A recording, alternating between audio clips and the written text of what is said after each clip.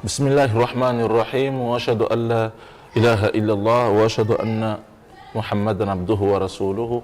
Louvado seja o nosso Criador, Allah subhanahu wa ta'ala. Rogamos para que derrame saudações ao nobre profeta, sua família, seus companheiros e a vocês aí em casa, meus caros telespectadores. Hoje nós vamos falar sobre uma pequena questão que tem muito a ver com o nosso dia a dia de jejum. Vamos focar um pouco sobre caridade, um pouco sobre alguns assuntos que têm a ver sobre aquele deslize que é o quebrar do jejum e algumas coisas que nós temos que acertar para tentar o máximo possível de deixar, porque essas coisas só são tomadas precauções quando começamos a passar nos primeiros dias de Ramadã, e assim que já vamos no 8º, 9º, 10º de Ramadã, a fraqueza aumentou, a aderência nas mesquitas baixou, a frequência também baixou, não há tanta frequência assim em termos de salat de Fajr, Dhuhr, alguns, o número de pessoal é maior, porque daí param seus negócios para poder rezar, para poder fazer essas atividades de oração, depois voltar de novo na mesma situação. Mas quando é período de Isha, o número de Jamaati, o número de adoradores e participantes na mesquita baixa. Então, apesar de irmãos, nós temos que notar que existe muito tempo para brincadeira, tem lá 11 meses para brincadeiras, mas este mês é o mês do nosso Criador único. Ele sabe de tudo que tem dentro de nós e tudo que a gente esconde. Então temos que saber respeitar para quem nos dá o segundo de respiração aqui neste mundo. E nós vamos aqui com o Sheikh Saleh como nosso convidado de hoje. Podemos conversar sobre essa situação para saber como é que é o dia a dia do jejuador, como é que temos que ser, como é que temos que fazer as coisas acontecer, e é lá onde nós vamos. Sheikh Saleh, assalamu alaikum wa rahmatullahi wa barakatuh. Mais uma vez. Wa alaikum assalam wa rahmatullahi wa barakatuh. Bem-vindo à nossa hora de iftar, para podermos juntos aqui falar um pouco sobre essa pequena questão aqui que por um pouco nós deixamos de falar. Porque, olha só, nós quando olhamos, por exemplo, essa questão da caridade no Islã, é um assunto que precisa de uma capacitação. Não procurar as pessoas colocar numa sala de aulas, mas precisamos reunir um esforço em conjunto, porque as pessoas não sabem mais ou menos o que significa sadaqa. E as pessoas ficam de manhã à tarde sem falar praticamente nada, não fazem nem tasbih, nem nada. Então, como é que podíamos explicar um pouco sobre essa questão? Sendo que você é uma pessoa que trabalha, não sei qual é a sua agenda de trabalho, ficamos muito tempo nisso, e esse tempo todo que desapareceste, por onde andou, qual é o trabalho que andou fazendo durante esse período? Alhamdulillah, wa salatu wa salam ala rasulillah. Só para responder, não é? Porque Exato. a questão, pensei que fosse uma, mas eu percebi por duas questões. Exato. A primeira sobre o assunto a respeito sobre caridade, Yeah. e a outra parte é a parte pessoal, né? O período Exato. que eu andei E eu um quero pouco. saber muito mais sobre a sua parte pessoal para andarmos neste. Claro, eu fiquei meio sumido por o assunto do Dini, praticamente. Exato. Como é do nosso conhecimento, existem distritos que precisam de nós, precisam daquelas pessoas em que Allah subhanahu wa ta'ala concedeu um pouco do conhecimento, né, para expandir. Então, como é da informação, né, do nosso Nabi Muhammad sallallahu alaihi wasallam, "Ballighu anni walau aya". Exato. Então, para quem tem o Corão, que faça chegar, ou para quem tem um pouco do conhecimento do Dini, que faça chegar para quem não está próximo, né? Exato. Então, o período que eu, na verdade, eu fiquei meio sumido, estava em trabalho do Dini, nos distritos, assim. Exato. Mashallah, isso é muito bom, porque se nós formos a ver, há maior luta para poder centrar-se na cidade, Claro. enquanto que nos distritos existem pessoas que precisam do conhecimento, precisam aprender, pessoas que estão lá às escuras. Pois. Que só ter uma visita só é uma grande honra para eles. Claro. Nos sítios em que muitos não querem chegar lá por desprezo, Pois. por saber que são pobres, não têm dinheiro, Pois. bebem água do poço, essas coisas, né? Chocué. Então, tem muito esse desprezo, não querem chegar lá. Às vezes, outros, por chegarem, têm que chegar por interesse. Então, Claro, poucos por interesse. pensam Claro. para poder ajudar essa situação. Esse trabalho que estás a fazer é um trabalho muito grande, mesmo pedimos a Allah subhanahu wa ta'ala que te recompense nesse caminho. Amém, É um dos inshallah. bons trabalhos que muitos deviam levar como exemplo para poder também fazer. Porque nós ficamos muito tempo a dizer, não, estás a trabalhar pelo Dini, muitos agora conhecem o Dini. Irmão, nós vamos fazer uma pequena pergunta sobre o Udu. uma pessoa que está aqui e cresceu aqui na cidade, estuda madares, está com pessoas de renome, mas sheikhs, não vai te responder. Não vai nada. Sim. Até que eu me lembro uma vez, Yeah. perguntei a um irmão, será que Yeah. se conhecia algum shurut al-wudu Yeah. ou aquilo que é arcano do salat, por Yeah. exemplo. Então, não me respondeu. Eu questionei a segunda. Entre o wudu e o salat, qual dele é mais importante? Então ele olhou o salat sendo a primeira ação, prática Yeah. mais importante, ele deixou mais o wudu de fora, esquecendo de que o mesmo salat em nenhum momento pode ser válido Yeah. sem fazer esse wudu. Alhamdulillah. Então, automaticamente, Yeah. esse tipo de coisas, Sim. o conceito do ser humano, nesse Yeah. caso muçulmano não informado, ele Yeah. vive nesse ambiente aí. Yeah. Claro. Sim. E eu, por exemplo, eu estava com um grupo de irmãs muçulmanas, né? Estavam lá a discutir. Então eu tentei aproximar. Eu disse assim: olha, por que vocês estão zoando um com os outros, estão gozando o outro? Por quê? Eles disseram: Zombar. não, porque nós somos, não sabe usar nem como alifa, nem como o que, etc. Então eu perguntei: você, aquele sítio onde foi, eu vi você movimentar, estava a fazer o quê? Eram quase 14 horas. Disse que ela estava a fazer meu salat de Asr. Asr, 14 horas, sim. É assim? Disse sim. Então, Maghrib você faz quando? 15 ou 16 horas. Se não, faça aquela hora das 18, basta das 17 horas, basta que eu estar escuro, começam a fazer.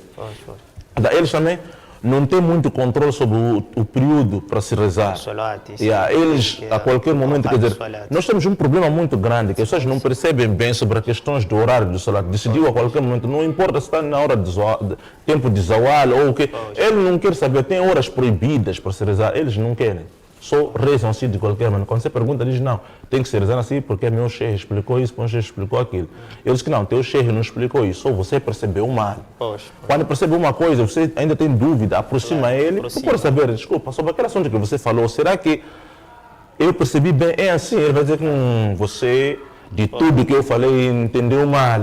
Eu expliquei que se a questão for isto, existe tempo específico, existe urgência, existe essas coisas, temos que saber. Mas as nossas irmãs isso não sabem. Só limitam-se em discutir, usar hijab, comprar hijab novo, jubô bonito, ficar toda hora chique com perfume. É uma das coisas, é melhor sunna que eles sabem fazer. Claro, o pior de tudo é a época que vivemos agora. Por isso é aquele que é chamado de época cristal. Significa que os nossos irmãos agora vivem numa característica de gelo. Quando nós deixamos alguma pedra, né, para o chão, facilmente pode se quebrar. Então elas querem carinho. Nada a gente pode levar à força. Não é? Só ficam a disputar por algo que ele nem tem o conhecimento. De tal maneira, se nós trazermos aquilo que é o ensinamento correto, e nada vão assegurar e seguir como deve ser. Esse é o grande problema. E outra coisa que nós notamos neles, né, é sobre a questão de sadaqa. Por exemplo, quem pode receber, ou se por acaso existe uma hora específica para sadaqa, podia nos explicar isso sobre essa questão? Eles discutem muito sobre a questão desse sadaqa e tivemos aqui muita insistência, por isso trouxemos isso um pouco para podermos tentar juntos ensinar a elas um pouco sobre essa questão. Claro, alhamdulillah. A questão sobre sadaqa é muito simples, é uma questão muito simples. Para que Allah subhanahu wa ta'ala derrama sua misericórdia para poder fazer perceber. E Ele procura as pessoas para que lhe façam perceber, não é? É muito simples. O sadaqa, até que os ulama, estamos a falar os homens adotados da jurisprudência islâmica, aquilo que é o fiqh, não é? Muita coisa ensinaram. Hoje até que os fiqh na antiguidade vinha de forma árabe, literal árabe ou urdu, ou uma língua específica daquela área. Mas hoje é que a tecnologia já está avançada, muita coisa está traduzida. Exato. Então, para que em algum momento se vira nas leituras e se preocupa nesse conhecimento, acredito que não vai andar nem 2 nem 3 vezes sem encontrar resposta. Só simplesmente pode ter falta do esclarecimento. Então, a situação do sadaqa, os ulama dizem que a sadaqatun wajibatun ala kulli hurrin aqilun musliman. O sadaqa é algo obrigatório para toda pessoa com uma mente sã, que é aqil. Hurrin significa estar livre, não é uma escrava ou não é alguém que está preso, não é? Sim, e depois muslimun, deve ser alguém, ou seja, uma pessoa muçulmana. Então, Para quem serve essa caridade? A caridade serve para toda aquela pessoa que não tem possibilidade para si e para sua família. Por exemplo, Allah subhanahu wa ta'ala dá-nos um ensinamento, uma ilustração a esta questão. Quando fala de sadaqa, no Sagrado Al-Qur'an, Allah subhanahu wa ta'ala fala innama sadaqat. De certeza absoluta, a caridade serve para quê? A primeira pessoa, ou a primeira qualidade em que ele mencionou, disse lil fuqara. Lil fuqara serve para os pobres. E no mesmo versículo Allah diz wal masakin, e aos necessitados. Aí já traz-nos já dois elementos, fuqara, masakin, os pobres e necessitados. Quer dizer, há uma reflexão que nos traz uma diferença entre o pobre e o necessitado. Então, o Imam Abu Hanifa, Nu'man ibn Thabit al-Hanafi, que é o ulama mais grande, um dos ulamais do Islã. Conhecemos aqueles 4 ulamais: Abu Hanifa, Shafi'i, Malik e Hanbali. Esse Imam Abu Hanifa explica dizendo que o faqir, ou seja, o pobre, é aquele que tem pouco. O pobre é aquele que tem pouco, consegue o pouco da sua vida cotidiana, o pouco, só que não lhe preenche a sua vida, não lhe preenche aquilo que é o seu desejo. Diferentemente do que o necessidade é aquele que não tem nada, ele não tem esperança para nada na sua casa. Então, caridade é exatamente especificada para essas duas pessoas, mas não somente nessas duas pessoas. Só que quando se fala de prioridade, deve-se olhar mais para os pobres de necessidade. Agora, na frente vamos olhar para os viajantes, para os hóspedes, para mais em diante as pessoas que precisam de alguma necessidade, porque há necessidade que alguém recebe por ocasião, por alguma coisa que lhe apareceu. Por exemplo, eu posso estar bem na minha vida, mas de repente posso ter acidente. Naquele momento eu precisar de uma ajuda. A verdade é que aquilo não é a minha forma de ser. Eu tenho alguma coisa, tenho algum trabalho, mas alguma coisa ocorreu no momento. O acidente, ou alguma coisa, não é? Um exemplo. Pode haver mais outros exemplos. Naquele momento eu precisar de uma ajuda. Então, no momento em que alguém vem me ajudar a mim, com uma boa intenção, aquilo automaticamente é chamado de uma caridade. E, em seguida, a caridade, sim, as pessoas podem ter esse conceito, pensar que é uma grande coisa, precisa alguém arrumar uma quantia, um valor para poder dar. Mas a sadaqa como tal não tem uma quantia específica, ou seja, um valor específico. Qualquer coisa que a pessoa tiver com a intenção do agrado da parte de Allah subhanahu wa ta'ala pode dar caridade. E isso aconteceu no tempo de Rasulullah sallallahu alaihi wasallam. Os sahabas, quando olhassem para os ricos, viam que eles davam muita caridade por valores, muito salat, jejum. Então eles, não é, tinham uma mente meio assim, confusa. Tipo, talvez os ricos tenham muitas recompensas. Foram queixar ao profeta: Ya Rasulallah, ó mensageiro de Allah, dhahaba ahlu tujur bil uthur. Os ricos estão a ganhar muita caridade. Yusalluna kama nusalli, eles rezam como nós rezamos. Wa yasumuna kama nasum, eles jejuam e nós pobres também jejuamos. Wa yatasaddaquna bi fuduli amwalihim, porém eles dão muita caridade por causa do maior valor, dinheiro que eles têm. E quando alayhi salatu wasalam especificou, quer dizer, explicou aos sahabas: será que Allah subhanahu wa ta'ala não vos deu algo para vocês darem caridade fora do dinheiro que vocês têm em mente? É quando ele começa a ensinar: innama tasbihatun sadaqa. Fazer tasbih, subhanallah, subhanallah bihamdihi, subhanallah azim, é caridade. Wa innama tahlilatun sadaqa. La ilaha illallah, la ilaha illallah, faz parte da caridade. Wa innama tahmidatun sadaqa. Dizer alhamdulillah, alhamdulillah, é uma das caridades. Até chegou ao ponto de dizer que fi budu ahadikum sadaqa. Exato. O coito das vossas esposas, aquelas halal que vocês fazem lá em casa, estamos a falar daquilo que os nossos, né? Estamos a falar de uma linguagem mais velha. Né? Exato. Nossas esposas, aquelas que são halal para nós, aquilo que a gente faz nas horas, né? Xixi, também é uma caridade. Até os sahabas disseram: é possível, ya Rasulallah? É quando alayhi salatu wasalam disse: que tal aqueles que vão atrás daquelas que não são halal? Allah dá como recompensa como é que é? O thawab ou o pecado. É quando a resposta foi de que Allah subhanahu wa ta'ala dá recompensa do mal, porque ele adquiriu uma mulher ilícita. Allah dá como recompensa, retribui algo para o mal. Então, se for halal, Allah paga para o halal. Então, é só para a gente olhar essa questão de caridade, de que não é uma coisa tão grande, se é questão de a gente perceber, se alguém não, se nós não, para quem tem poder, tem valor, não há nenhum problema, pode dar caridade daquilo que ele tem. Qual é a melhor hora, de noite ou de dia? Na verdade, a caridade não tem uma hora específica. A caridade, como tal, não tem uma hora específica. A qualquer hora, a pessoa pode dar. Porém, não pode ser tão noite assim, uma noite. Não é tão. Quer dizer, para evitar a gente não ser desconfiado por alguma coisa. Pior agora em que o nível da qualidade do nosso Islã está em risco, não é? Não é muito bom a gente reunir um grupo de muçulmanos ou algum grupo e começar a dar caridade em algum momento. É normal sermos olhados assim por mal. E o Islã ensina para que a gente não faça algo que nos faz denegrir a nossa imagem. Então, muito bem, de dia, com o sol, claridade, está a se ver, ele está a dar a sua caridade. Muito bem. Agora, indo num outro ponto. Por exemplo, eu queria saber, há uma irmã que veio, deixou isto como um desafio para nós. Num período ela está a jejuar, suponhamos que está a jejuar durante a aurora, né? Fez o seu fader, tudo, está a andar normalmente. 17h20, logo começa o seu período menstrual. Como é que fica a situação dela? Bom, nós podemos olhar isso aí no ensinamento do hadith do nosso Nabi Muhammad sallallahu alaihi wa sallam. Sim, sim. Na verdade, é aquilo que dizem que tudo que a gente pratica, faz, até fala, o Islã ensina. Então, e toda questão o Islã tem resposta.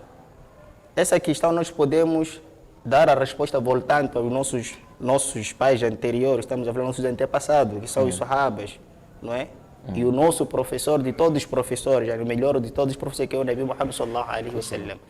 Naquela época não havia a tecnologia, não havia tecnologia praticamente. Só que Allah tinha derramado um conhecimento tão lícito para os Sahabas, diferentemente com essa nossa época. Eles não tinham um calendário escrito. Allah só foi dar um conhecimento tão amplo, um conhecimento claro. Então, isso, alayhi salatu salam já recebeu como uma questão sobre a hora exatamente para quebrar o jejum, porque nós podemos olhar isso exatamente, que hora nós podemos quebrar o jejum. Exato. Então, se a gente ter a resposta disso, nós podemos olhar a resposta dessa nossa irmã. É quando alayhi salatu salam disse: "Idha tal'at ash-shamsu min hahuna ila huna, faqad aftara as-sa'im." Se vocês verem o sol a sair desse lado para esse lado e dando essa volta, não é? Já chegou a hora para o jejuador, já pode quebrar o seu jejum. Então, aí sem a gente olhar o calendário, eu não estou aqui a denegrir ou a refutar, né? O nosso calendário. Alhamdulillah, os irmãos estão mesmo a se esforçar e estão a facilitar para as pessoas que não estão bem informadas. Exato. É uma coisa boa. Só para orientar, não é? Só para a gente orientar e levarmos aquilo que é o caminho do nosso Nabi Muhammad sallallahu alaihi wa sallam. Eles não tinham o calendário. Então, no momento que o sol sai desse lado, revolta, já está a criar essa diferença de escuridade, não é? Claridade e escuridade. Então, para o jejuador já pode quebrar. Então, era assim o seu horário. Então, se a nossa irmã vai até 17 horas praticamente já o sol já baixou seu lume e apanha o período de misturar naquele momento, o seu jejum não se estraga. O seu jejum não vai se estragar. Automaticamente ele já deve entrar no procedimento das mulheres menstruadas. O que deve fazer, o que não deve fazer. Mas o seu jejum já é válido. E se caso for acontecer, nem 15 horas neste caso? Por exemplo, 15 horas o sol ainda está a aquecer. Por exemplo, pela qual 15 horas para alguma parte, alguns distritos de Cádiz, de Nampula, 15 horas fazem o solar do Asr, algumas pessoas puxam até 16 horas. Então esse período que significa que o sol está ao meio, já o jejum quebra-se. Ok, Claro. Muito bem. Muito bem, alhamdulillah. Espero que a irmã em casa também já tenha pegado a dica para aprender um pouco sobre essa questão, sobre qual período tu podes ser considerada como entrada no período menstrual e tem que já obedecer aquelas normas, o que deve evitar, até que seja pura. Então, insistindo mais uma vez nessa questão, gostaria de saber uma coisa. Para questões daquela pessoa que tem vícios, é permitido que a pessoa quebre o jejum com cigarros? Quebrar jejum com cigarro? Sim, sim. Primeiro, a questão do cigarro no Islã tem havido aquilo, divergência. Estamos a falar do ikhtilaf. Agora, eu responder diretamente à questão, penso assim que eu posso criar ruído. Existem algumas questões no Islã que requer a gente primeiro trazer uma ilustração, uma explicação, depois dar a resposta. Exato, sim, sim. Cigarro no Islã, há quem diz que cigarro é haram no total. E há quem diz que não, o cigarro não é haram porque não vê no hadith nem no Coran. Então, não é makruh e não é mustahab. A gente só vai inalar ou vai fumar. Há quem diz que tudo bem, não vê no Coran nem no hadith. Então, pelo menos, ele é makruh, significa algo detestável. Agora, como eu disse, se eu puder responder, se eu esclarecer esses assuntos que eu estou aqui a falar, eu posso criar ruído. Então, eu só podia dizer assim, o hadith diz kullu muskirin haramun. Kullu muskirin haramun. Toda coisa, quando é inalada, ingerida, não é? Vem alterar a mente da pessoa ou alguma coisa do seu organismo, essa coisa é haram. Então, o hadith não disse cigarro, não disse alguma coisa, alguma droga. Só falou assim de forma específica ou clara, qualquer coisa. Então, nós vamos olhar a situação de cigarro, os viciados no cigarro. Será que há um benefício da parte da saúde da pessoa quando fuma? São questões que a gente coloca aí, não é? Para quem fuma, qual é a sua finalidade? Yeah. Daquilo que a gente tem recebido é que não é, sofre, né? Tem problema de saúde. E depois, se não tratar tão rápido, pode levar à morte. Então, saúde como tal no Islã, nós temos como conhecimento que saúde é uma pertença da parte de Allah. O servo precisa encarar, segurar essa amana, essa pertença da parte de Allah, fazer, colocar naquilo que Allah ordena. Agora, se o servo levar a pertença de Allah, colocar naquilo que é ilícito, estragar a sua saúde, ele terá que responder perante Allah subhanahu wa ta'ala. Então, no momento que alguém fuma e depois está de jejum e pretende quebrar com o cigarro, eu só posso dizer que não é correto quebrar o jejum com o cigarro, uma vez que a coisa com que ele está a quebrar não é lícita. A mesma questão perguntou-se assim, tudo bem, se nós levarmos no conselho dos irmãos que dizem que o cigarro não é haram e não é makruh, porque não vê no hadith e nem vê no sagrado Alcorão. Se a gente levarmos a balança justa, nós estamos a falar aquelas balanças da antiguidade que vinham dessa forma, não é? Yeah. Claro. E da parte direita nós colocamos lícito, não é? E a parte esquerda vamos colocar ilícito, significa limpo, sujo. E nós pedimos a alguém para nos trazer cigarro, onde é que vai parar? A resposta é que não pode ir no lícito, porque tudo que é halal mesmo. Então o cigarro não pode ser halal. Então, naturalmente vai da parte ilícita. Logo, podemos concluir isso de que o cigarro é haram. Porém, não vem mencionado no Sagrado nem no Alcorão, mas é uma substância que estraga a saúde da pessoa. E a saúde é uma pertença da parte de Allah subhanahu wa ta'ala. Então, nem período de jejum ele não pode especificar, intencionar, querer inalar o fumo do cigarro, porque afinal de contas o jejum também, uma das qualidades é يترك طعامه وشهوته من أجله. O jejuador é aquele que deixa seus prazeres, suas vontades por causa de Allah.